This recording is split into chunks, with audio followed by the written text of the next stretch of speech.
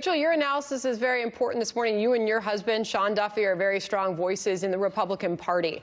You see what's happening. You just watched what's happening down in Georgia as we continue to watch those results roll in. So did Republicans do enough? And what did your party get wrong? Well, first of all, I love Tucker Carlson. I thought his analysis was spot on. But when he asked what can the Republicans do, well, I think there are limits to what politics can do. I believe culture is more important, that elections are lagging indicators of what is happening in the culture.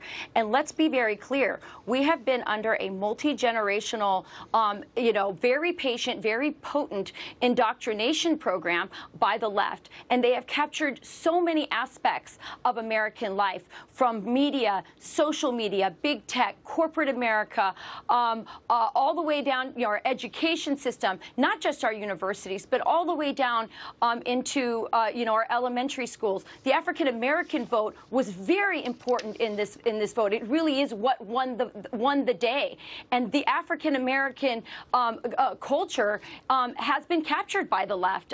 Whether it's sports, media, their leaders. I mean, you're to the point where you have a Christian pastor, who unabashedly announces that he is pro-abortion.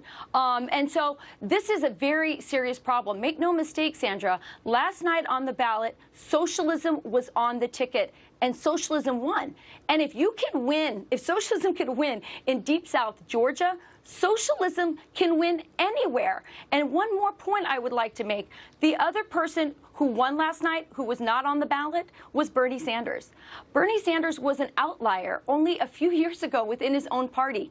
His ideas are completely normalized, and not just on the left. They have permeated into the center of America. So this is a massive wake-up call to conservatives, to Republicans, that it is really, we're going to lose our country and our values if we don't engage in this culture war. Our ideas are not, passed on in the bloodstream to our children.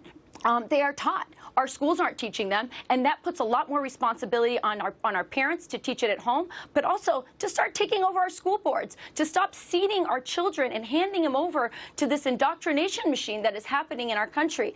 I'm trying not to be too dramatic about this, Sandra, but I really do think that so much is at stake. And I know I keep saying one last point, but I just have so much on my mind tonight. Yeah. The African-American vote was so important.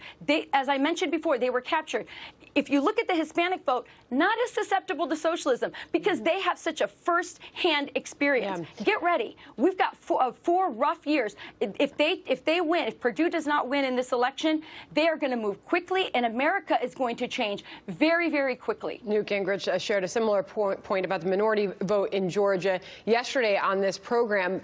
Basically,